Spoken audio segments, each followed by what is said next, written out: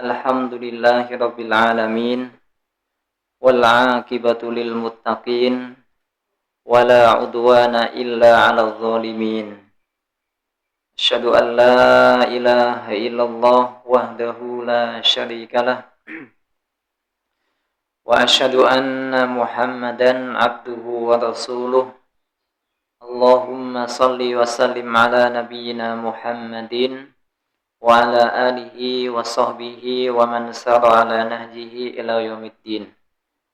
Qala Allah Ta'ala fi kitabihil karim, ya ayyuhalladzina amanu taqullaha haqqa tuqatih wa la tamutunna illa wa antum muslimun. Ya ayyuhalladzina amanu taqullaha wa qulu qawlan sadida yuslih lakum a'malakum wa yaghfir lakum dhunubakum wa may yuti'illaha wa rasulahu faqad faza fawzan 'azima. Faqad qala an-nabiyyu Muhammadun sallallahu alaihi wasallam, ittaqillaha haitsu ma kunta wa atbi'is sayyi'atal hasanata tamhuha wa khaliqin nas bi khuluqin hasanin, amma ba'd. Ikhwani wa akhwati fiddin, kaum muslimin wal muslimat rahimani wa rahimakumullah. Alhamdulillah, kita panjatkan puja dan puji syukur kehadirat Allah Subhanahu wa taala, yang mana pada kesempatan kali ini Allah Azza wa Jalla masih berkenan memberikan kepada kita kesehatan, kemauan dan kemampuan untuk mendatangi majalisul ilmi. Semoga Allah Subhanahu wa taala menjadikan ini menjadi amal soleh kita sebagai bekal dalam kehidupan dunia dan akhirat kita. Salawat dan salam semoga tercurah kepada junjungan kita, beliau Nabi Agung Muhammad sallallahu alaihi wasallam, dan kepada keluarganya dan sahabat-sahabatnya, dan kepada siapapun yang mengikuti mereka dengan kebaikan. Jemaah yang berbahagia, apabila kita melihat ayat-ayat Allah, baik ayat yang bersifat kauniyah maupun ayat yang bersifat syar'iyah, maka kita akan mendapati betapa agungnya Allah, betapa tingginya kekuasaan Allah, betapa hebatnya ilmunya Allah Subhanahu wa ta'ala. Dari ayat-ayat kauniyah misalkan, sesuatu yang bisa kita lihat. Ketika kita melihat ada makhluk-makhluk ciptaan Allah, yang mana ada makhluk yang besar maupun makhluk yang kecil, maka kita akan mendapati tentang hebatnya Sang Pencipta. Makhluk yang besar, misalkan kita melihat gunung, kita melihat laut, yang mana begitu besarnya, ini menunjukkan kekuatan Sang Penciptanya. Makhluk yang kecil, apabila kita melihat semut, yang mana dengan tubuh sekecil itu bisa hidup, bisa berjalan. Mungkin manusia belum ada yang sanggup untuk menciptakan robot sebesar semut. Ini kesusahan ya. Nah, ini Masya Allah begitu hebatnya Sang Pencipta. Ini ayat-ayat kauniyah dan masih banyak lagi. Begitu pula ketika kita melihat ayat-ayat syar'iyah, ayat-ayat yang ditulis di dalam Al-Quran maupun disebutkan di dalam hadis Nabi Sallallahu Alaihi Wasallam. Contohnya misalkan sebuah ayat yang menjadi ayat yang paling agung. Ayat yang paling agung. Ayat apa Pak? Ayat kursi. Ayat kursi adalah ayat yang paling agung. Di situ disebutkan wasi'a kursiyuhus samawati wal ardh. Dan kursinya Allah itu mencakup langit-langit dan bumi. Ketika kita melihat tafsir yang dijelaskan oleh Ibnu Abbas, beliau menjelaskan bahwasannya langit dan bumi dibandingkan kursinya Allah itu seperti apa? Cincin yang diletakkan di atas padang pasir.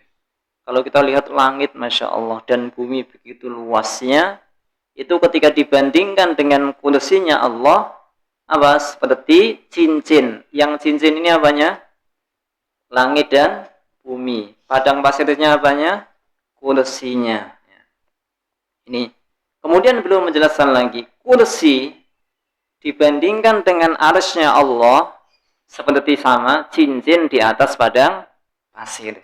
Yang cincin apanya? Kursinya. Yang padang pasir arsy-Nya, ya. Ini makhluk ciptaannya aja seperti itu. Bagaimana dengan yang menciptakan? Nah, ini contoh ayat-ayat syar'iyah. Ada lagi ayat syar'iyah yang menunjukkan keagungan Allah, ya.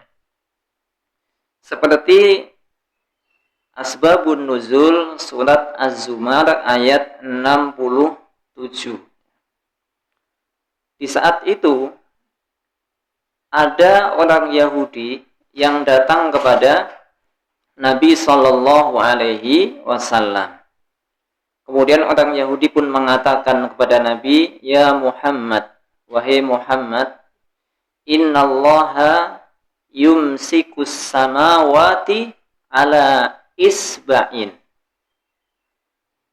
Wahai Muhammad, sesungguhnya Allah itu memegang langit itu dengan satu jari. Wal ardin ala isba'in, dan bumi atas satu jari. Wal jibal ala isba'in, dan gunung atas satu jari.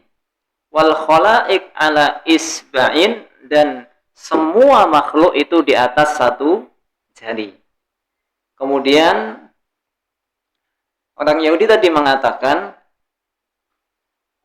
Sumayakul anal malik. Kemudian Allah akan mengatakan, kata orang Yahudi, Allah mengatakan, saya adalah raja. Di manakah raja-raja dunia? Kemudian Nabi SAW pun tersenyum. Nabi tertawa. Ya. Ini tertawanya kenapa ini? Tertawa. Ya.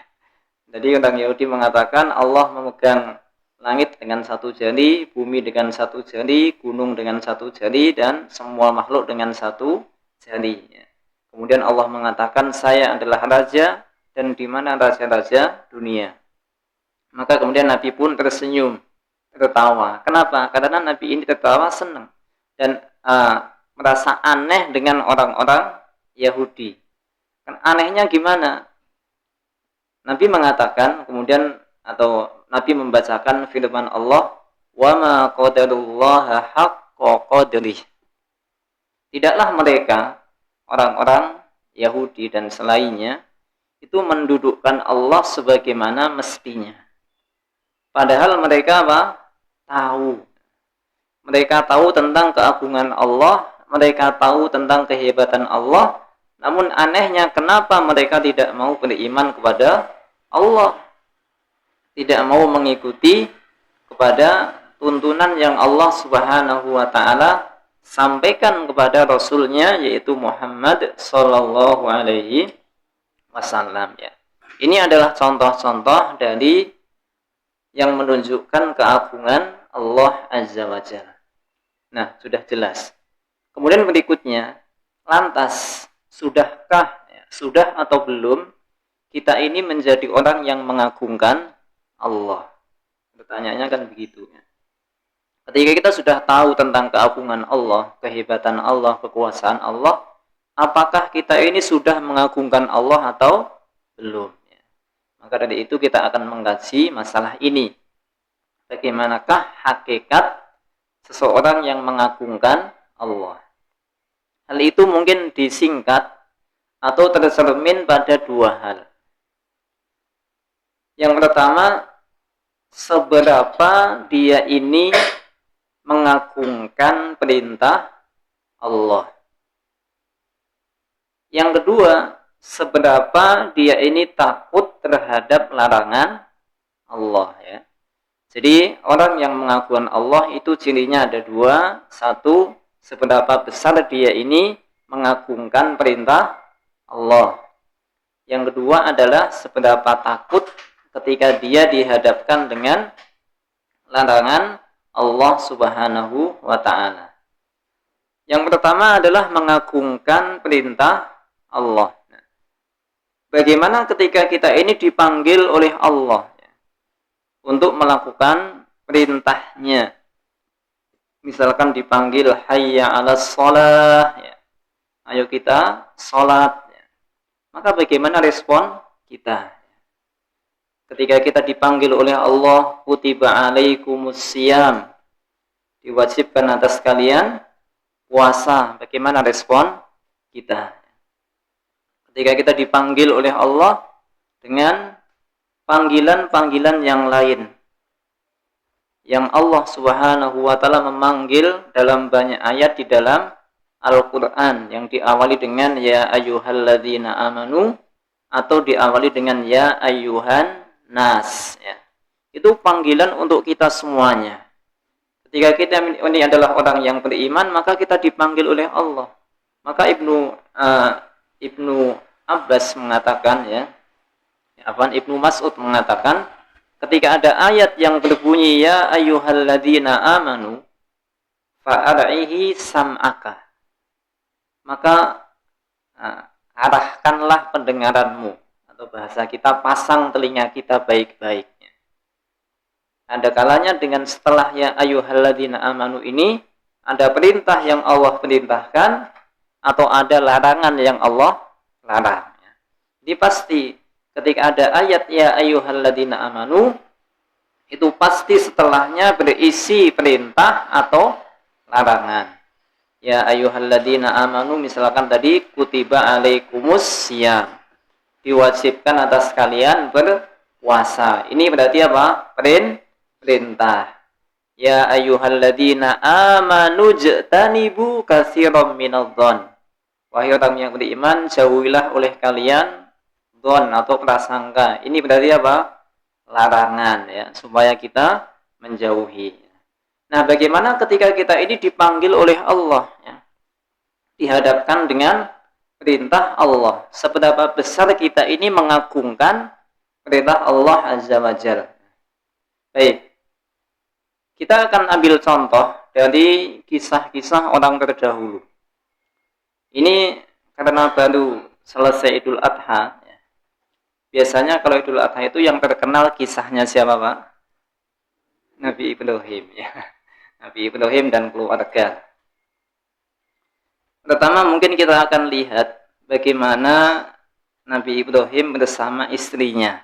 Siapa namanya? Hajar. Di saat Nabi Ibrahim diperintahkan oleh Allah untuk meninggalkan Hajar. Di mana? Di tempat yang tandus. Tempatnya nggak kayak sekarang. Kalau sekarang seneng-seneng aja. Tapi tempat di situ yang dulu. Sebagaimana Allah jelaskan dalam surat Ibrahim ayat 37.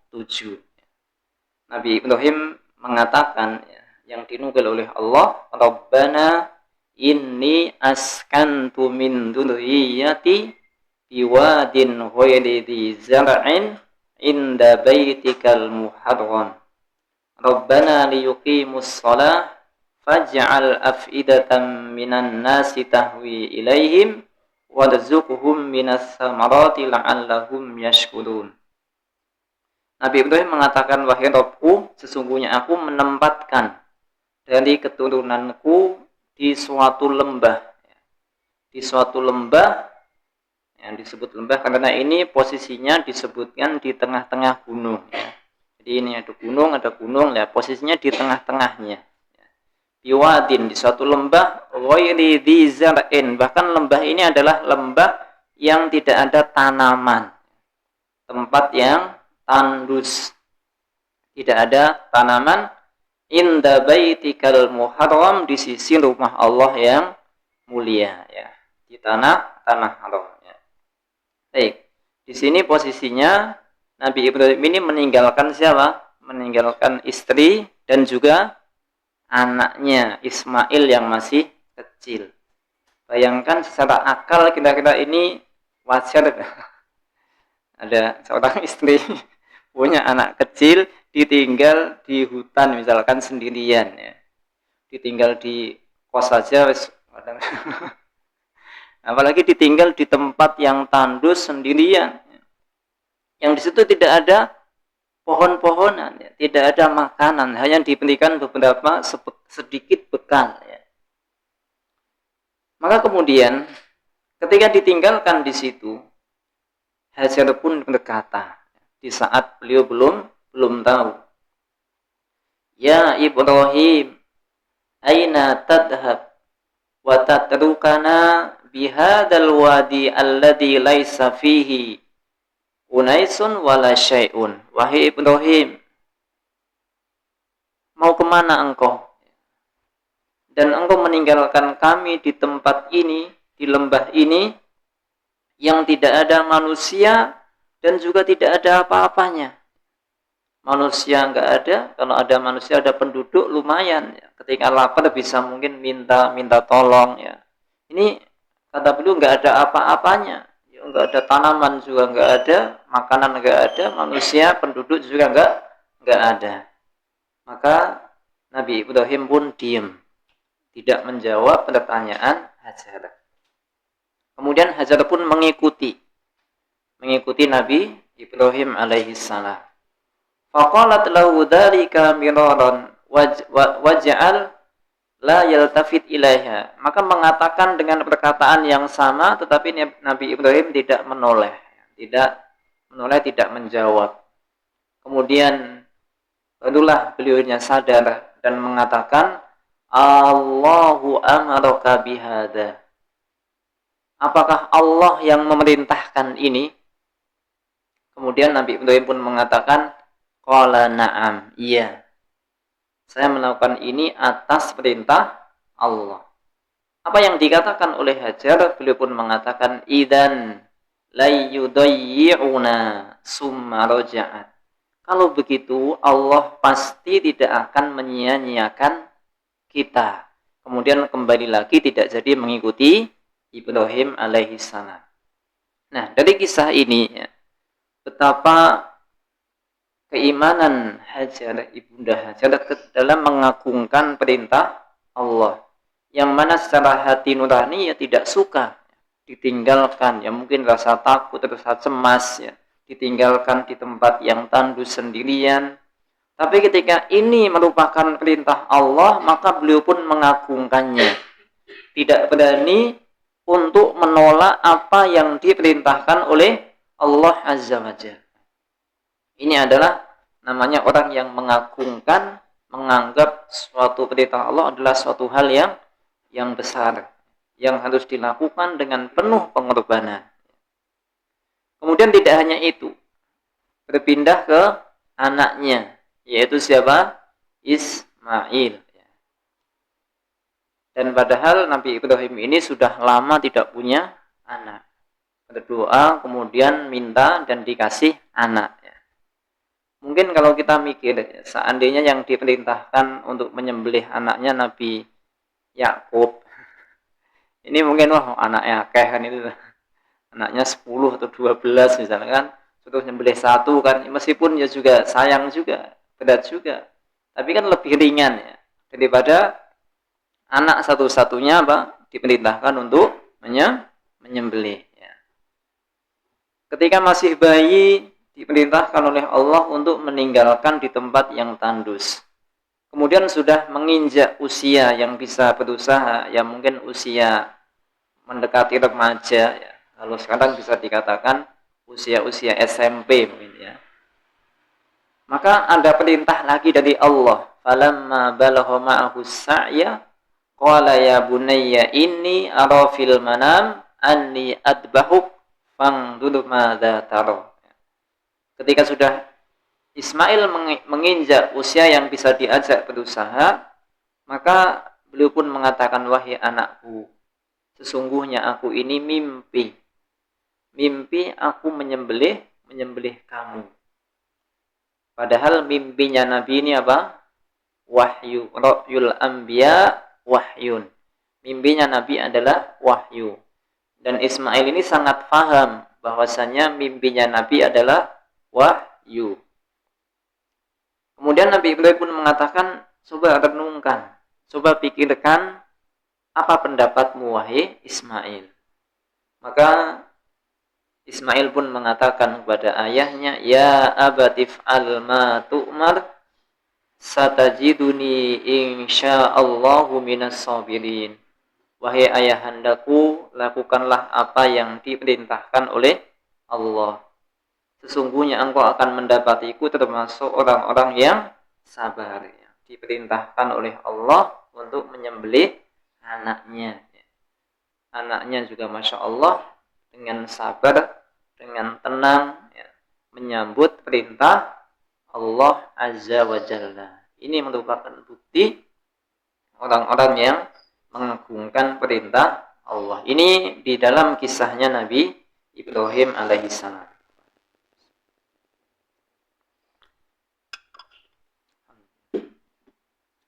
Baik, kemudian kita masuk di kisahnya sahabat, ya. Kisahnya sahabat. Ya, di dalam kisahnya sahabat, ya, mungkin kita akan sedikit nukilkan tentang kisah perang Badar. Perang Badar ini adalah perang yang tidak disengaja. Karena memang tidak ada niatan untuk perang. Awalnya hanya mencegat kafilah, ya, atau rombongan dagang dari orang-orang musyrikin Quraisy Mekah yang dikawal oleh Abu Sufyan. Dan saat itu Nabi ini hanya membawa atau mengajak sekitar sedikit 300-an orang, ya. Dan sudah menganggap nanti kita pasti akan menang untuk mencegat kafilah rombongan yang dipimpin oleh Abu Sufyan. Ternyata ketahuan, rencana Nabi ini ketahuan. Sehingga orang-orang Quraisy ini pun mendatangkan pasukan-pasukan yang banyak, yang sampai jumlahnya sekitar 1000-an banding 300. Berarti satu orang melawan 3, ya, 1 lawan 3. Nah, di saat itu karena perangnya tidak disengaja, tapi perang ini harus terjadi, pasti terjadi. Maka Nabi di saat itu pun mengadakan rapat militer, rapat dadaan militer yang penting. Kemudian Nabi SAW pun meminta pendapat dari para sahabat. Bagaimana, apa pendapat kalian menghadapi keadaan yang seperti ini? Ya. Kemudian Abu Bakar, Umar, ya, mereka pun berkata-kata dengan kata-kata yang baik. Kemudian ada sahabat dari orang-orang muhajirin, ya, yaitu Mikdad. Al-Mikdad pun mengatakan kepada Nabi SAW, wahai Rasulullah, kami tidak akan mengatakan sebagaimana yang dikatakan oleh Bani Israel kepada Musa alaihissalam. Mereka mengatakan ketika diajak oleh Nabi Musa berperang, mereka mengatakan, majulah engkau Musa bersama Allah berdua, kami akan menunggu di sini. Ini kan bahasanya ngenyek. Diajak untuk berjihad, untuk berperang, maka kono maju be Allah, kono saya tak duduk di sini, ya. Ini perkataan siapa? Bani Israel kepada Nabi Musa alaihissalam. Namun kata Al-Mikdad, beliau mengatakan, pergilah engkau bersama Allah, maka kami akan tetap maju bersama engkau. Kami akan selalu maju bersama engkau. Seandainya engkau memerintahkan kepada kami ke Al-Barq, ini di tempat yang jauh, maka kami pun akan mengikuti engkau wahai Rasul sallallahu alaihi wasallam. Ini yang dikatakan oleh Al-Mikdad. Ini dari kalangan Muhajirin. Kemudian dari kalangan Ansor, karena pasukan ini itu sebagian ada pasukan Muhajirin, sebagian ada pasukan Ansor, yaitu orang-orang Madinah. Dan pasukan Ansor ini bahkan lebih banyak daripada pasukan Muhajirin. Dan bahkan sebetulnya di dalam baiatnya yang ditulis oleh Nabi kepada orang Ansor, ini enggak ada kewajiban orang Ansor untuk berperang di luar wilayah mereka. Jadi sebetulnya kalau mereka menolak, ini sah-sah saja. Karena di luar wilayah mereka. Kemudian Nabi pun mengatakan, wahai manusia, apa pendapat kalian? Akan tetapi mereka ini sangat tanggap. Mereka ini sangat tanggap sehingga yang mewakili juru bicaranya dari orang Ansar adalah Sa'ad bin Mu'ad. Sa'ad bin Mu'ad pun mengatakan, ya Rasulullah, kami telah beriman kepada engkau. Demi zat yang mengutusmu dengan hak, seandainya engkau menawarkan laut ini kepada kami, seandainya ini laut, engkau menawarkan kami suruh menyeberanginya, maka kami pun akan lakukan. Maka kami akan lakukan menyeberangi laut tersebut. Baik. Nah, ini perkataan dari orang-orang Ansor. Nah, ini menunjukkan mereka pada sahabat ini betapa besarnya mengagungkan perintah Allah Subhanahu wa taala. Dan bahkan dalam kisah-kisah yang lain ya. Ketika para sahabat ini tidak bisa melakukan perintah, maka mereka ini sedih. Dan bahkan mereka ini selalu mencari-cari manakah amalan-amalan yang belum dilakukan. Kalau kita ini kan mungkin jarang ya, saya ini yang belum bisa apa ya, yang belum saya amalkan apa ya, mungkin jarang sekali kita untuk mencari. Tapi pada sahabat ini terus mencari amal-amal yang mereka belum lakukan, yang sudah dilakukan oleh Rasul Shallallahu Alaihi Wasallam. Tidak pandang itu sunnah atau wajib. Yang penting ini Nabi melakukan, ini perintah, maka mereka lakukan. Makanya di antaranya Abu Bakar. Ya. Beliau mencari ketika Nabi wafat, tanya kepada anaknya yaitu Aisyah radhiyallahu taala anha. Wahai Aisyah, amal Nabi apa yang belum saya lakukan? Kemudian saat itu Aisyah menunjukkan Nabi itu punya kebiasaan memberikan makanan kepada pengemis Yahudi ya, di pinggiran kota Madinah. Kemudian beliau pun melakukan amalan seperti yang dilakukan oleh Rasul Shallallahu Alaihi Wasallam. Kemudian juga termasuk kisah yang terkenal, kisahnya 3 orang sahabat yang mendatangi rumah Nabi Shallallahu Alaihi Wasallam, tanya tentang amalan Nabi. Wahai waktu itu ketemu dengan Ummul Mukminin Aisyah juga. Ya. Tanya wahai Aisyah, bagaimanakah amalan Nabi ketika di rumah? Ya. Kalau amalan yang ketika di luar mungkin sudah dilihat, bagaimana sholat jamaahnya, bagaimana ketika di masjid sudah dilihat. Tapi amalan yang di rumah itu bagaimana wahai Aisyah? Nah, kemudian Aisyah pun menceritakan amalannya ini ya.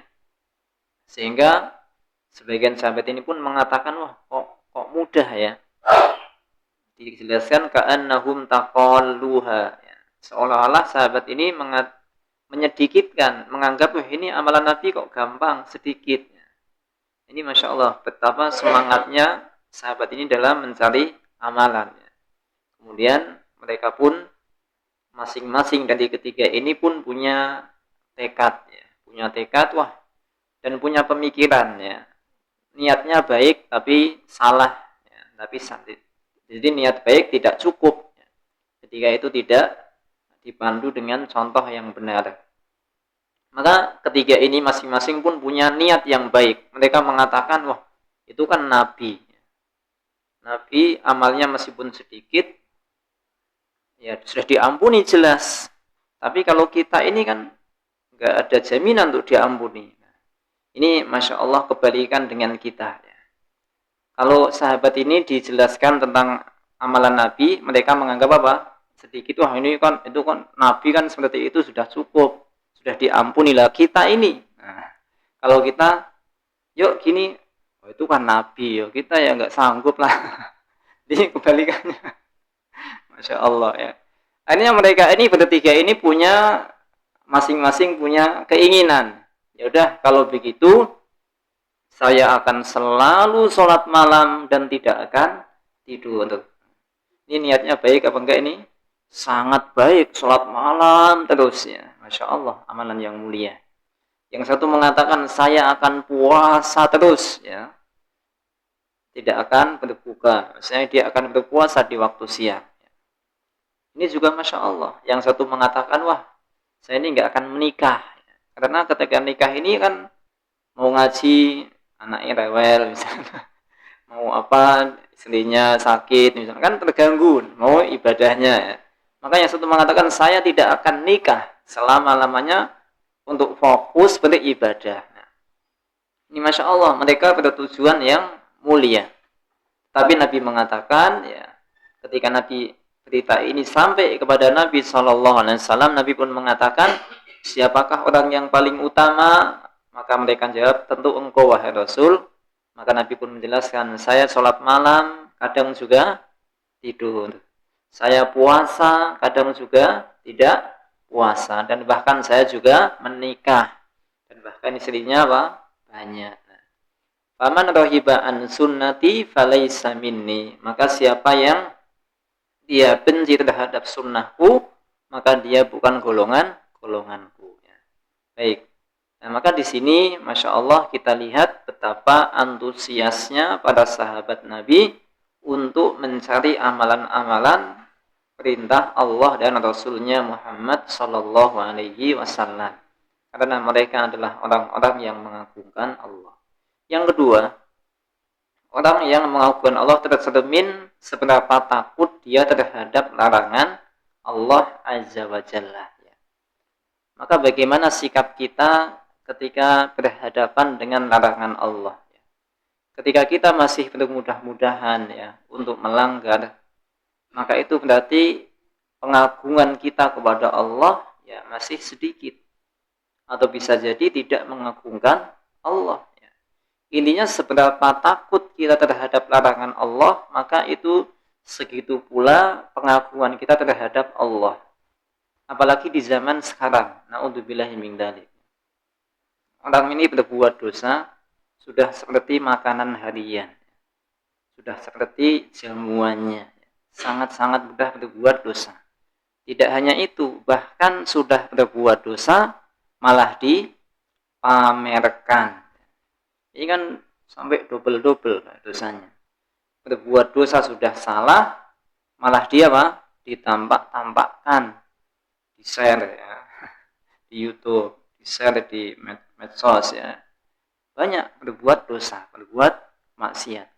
Maka orang seperti ini dikhawatirkan tidak akan mendapatkan ampunan dari Allah Azza wa Jalla. Karena sudah mudah-mudahan dalam berbuat dosa. Mujahidin menampak-nampakkan dosa. Sebagaimana yang dikatakan oleh Nabi, kullu ummati mu'afan illal mujahidin. Setiap umatku akan dimaafkan kecuali orang yang mujahidin. Siapakah mereka? Mereka adalah orang yang berbuat dosa di malam hari, kemudian Allah tutupi dosanya, ya tidak tampak-tampakkan kepada orang. Tapi di waktu paginya dia pun mengatakan amil tulbari hatta kada wa kada. Saya semalam melakukan ini, saya melakukan ini, bangga terhadap dosanya. Maka dari itu Bapak-bapak sekalian, Bapak Ibu sekalian, seandainya kita terjerumus dalam dosa, ya, paling tidak kita sembunyikan, kita berusaha bertobat, jangan sampai ceritakan. Saya dulu juga hobi gitu, wah ini jangan. Itu saya lebih lagi. Nah, ini kan bangga terhadap dosa. Harusnya menyesal.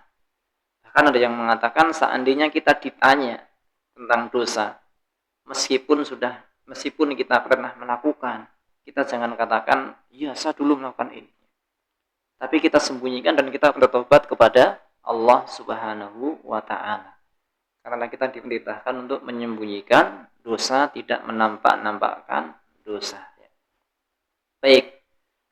Kita lihat perkataannya Abdullah bin Mas'ud, yang mana beliau menjelaskan sifat orang mukmin dan sifat orang yang sebaliknya, ya, orang fajir. Ibnu Mas'ud mengatakan dalam sebuah hadis riwayat Imam Tirmidzi, innal mu'mina yara dhunubahu ka'annahu qa'idun fi aslil jabal yakhafu ay yaqa alaih. Sesungguhnya orang yang beriman itu memandang sebuah dosanya seperti orang yang duduk di bawah gunung, yang mana gunung, orang mukmin ini takut apabila gunung itu menimpa kepada dirinya. Begitu takutnya dengan dosa, sehingga ketika terjerumus dalam sebuah dosa, Masya Allah, ya, bagaimana caranya bisa membersihkan dosa tersebut. Ya. Dahulu ada seorang wanita yang berzina di zaman Nabi SAW. Kemudian wanita ini pun datang kepada Nabi SAW. Rasulullah, saya telah berzina, maka rajamlah saya. Maka Nabi mengatakan, periksa dia. Kemudian setelah diperiksa, ya sudah benar ini orangnya hamil. Kemudian Nabi mengatakan, ya tunggu sampai melahirkan. Sudah melahirkan, datang lagi kepada Nabi SAW, ya Rasulullah, ini anak saya sudah lahir, tolong rajamlah saya. Maka Nabi pun mengatakan, tunggu sampai kamu selesai menyusui. Masya Allah, tidak putus asa. Mungkin kalau kita sudah, aman lah. Tapi ini terus, selesai menyusui, maka datang lagi kepada Rasul, saya sudah selesai menyusui, tolong rajamlah saya. Akhirnya Nabi SAW pun merajamnya. Dan di saat itu ketika dirajam oleh para sahabat, ada darahnya yang nyiprat sampai ke kena sebagian wajah sahabat. Dan sahabat ini pun mencelanya, wah ini orang berzina. Maka Nabi pun mengatakan, laqad tabat taubatan law aqsama ala ahlil Madinah lakafathum, atau kama qala sallallahu alaihi wasallam. Sungguh wanita ini telah bertobat dengan benar-benar taubat. Seandainya taubatnya ini dibagi penduduk Madinah, maka sudah cukup. Atau sebagian dikatakan 70 orang penduduk Madinah, maka sudah cukup. Nah, ini menunjukkan betapa takutnya, ya, orang ini ketika berbuat dosa, seolah-olah dia duduk di bawah gunung, yang gunung ini akan mengenai kepada dirinya. Ini yang disampaikan oleh Ibnu Mas'ud terhadap orang yang beriman. Kemudian sebaliknya, orang yang fajir, wa innal fajir yara dunubahu kadubabin mar'a ala anfihi qala bihi hakada fatar. Orang yang fajir, yang suka berbuat dosa, ya, suka bermaksiat, itu menganggap dosanya seperti lalat yang nempel di hidungnya. Cukup dengan mengipaskan tangannya, maka lalat itu pun pergi. Artinya menganggap dosa ini ringan banget, ya. Wah, cuma kayak gini nggak boleh, nggak masalah, dikit-dikit kok. Nah, ini Masya Allah orang yang fajir. Dan saat ini Masya Allah, na'udzubillah, ya, kita melihat memang praktek seperti ini banyak dilakukan. Orang sudah tidak lagi menganggap dosa itu suatu hal yang besar. Menganggap dosa itu hal yang remeh. Dalam masalah apapun, ya. Dalam masalah muamalah misalkan, dalam masalah mencari harta. Nabi sudah menjelaskan jauh-jauh hari, layatiyanna ala nasi zamanun la yubalil mar'u aina la yubalil mar'u aina iktasabal mal, atau kama qala sallallahu alaihi wasallam, ya. Intinya bahwasanya Nabi mengatakan akan datang suatu masa yang mana manusia itu tidak akan peduli dari mana dia mendapatkan harta, apakah dari yang halal atau dari yang haram. Dan ini sudah kita dapati, orang ini mencari harta kebanyakan itu tidak peduli halal atau haram. Pokoknya yang penting bisa dapat, entah dengan cara menipu, ngapusi, korupsi, yang penting dapat harta maka dia akan lakukan. Makanya kalau kita lihat di zaman sekarang, Masya Allah, penipuan itu merajalela. Di mana-mana, Masya Allah, penipuan. Apalagi di media sosial. Ya. Ini penipuan banyak sekali terjadi. Ya. Banyak sekali dilakukan. Bahkan saya menyaksikan langsung, mungkin saya sudah pernah ceritakan atau belum, ya. Ketika saya mau menjual kendaraan saya, ya, ada penipu juga. Saya iklankan di Facebook, waktu itu iklannya 21 juta atau 20 jutaan, 21 kalau nggak salah. Ternyata ada orang itu nyomot fotonya, kemudian diiklankan juga, harganya 17 juta. Kemudian orang ini pun triknya mengatakan, jadi dia main ketika ada orang yang ingin beli kan, namanya murah kan seneng. Kemudian telepon ya, ini. Kemudian dia mengatakan, ini motornya di rumahnya kakak saya. Silahkan kamu tengok, kalau kamu suka, nanti uangnya transfer aja, nanti motornya tak bawa ke rumahmu. Nah, ini Masya Allah. Ada orang datang ke rumah saya, 2 orang, ya, orang Bayu Manik sini. Kemudian tanya kepada saya, ini motornya adik sampean Mas? Ini motor saya, no. Katanya, nah, kan kelihatan. Kemudian tanya lagi, nah ini minta berapa Mas? 20. Katanya 17. Sopo sih? Ada yang ketahuan, oh ini ya. Terus tadi gimana? Tadi ngomongnya di telepon itu mintanya 17 ya. Kalau sudah cocok nanti suruh transfer uangnya. Nanti barangnya mau dikirim ke rumah saya. Oh ini penipuan jelas. Ya, ini Masya Allah ya, saya saksikan sendiri kejadian yang saya alami ya. Nah ini artinya memang di zaman sekarang ini sudah banyak tentang penipuan yang tidak peduli lagi orang ini mendapatkan harta. Entah dari yang halal atau dari yang haram, yang penting bisa dapat. Baik, ini orang yang fajir, ya, nggak peduli tentang dosanya, dianggap seperti lalat yang hinggap di hidungnya. Kemudian kita lihat dari perkataan Anas radhiyallahu anhu. Anas bin Malik mengatakan kepada muridnya, yaitu pada tabi'in. Ya. Kalau kita lihat di zaman tabi'in ini masih zaman yang Masya Allah, zaman masih keemasan ya. Nabi mengatakan sebaik-baik masa adalah masa sahabat, kemudian tabi'in dan atba'ut tabi'in. Ini di zaman tabi'in. Anas bin Malik mengatakan kepada para tabi'in, innakum la ta'maluna a'malan hiya adaku fi a'yunikum minasya'r. Sesungguhnya kalian ini melakukan suatu amalan yang mana amalan itu kalian anggap lebih ringan, lebih lembut daripada rambut. In kunna, meskipun kami menganggapnya lana'udduha ala ahdin Nabi sallallahu alaihi wasallam minal mubiqat. Kami ini menganggap amalan itu di masa Nabi sallallahu alaihi wasallam adalah dari sesuatu yang membinasakan. Ini di zaman siapa? Anas. Anas mengatakan kepada tabi'in, ada suatu amalan atau dosa yang pada tabi'in sudah menganggap agak ringan.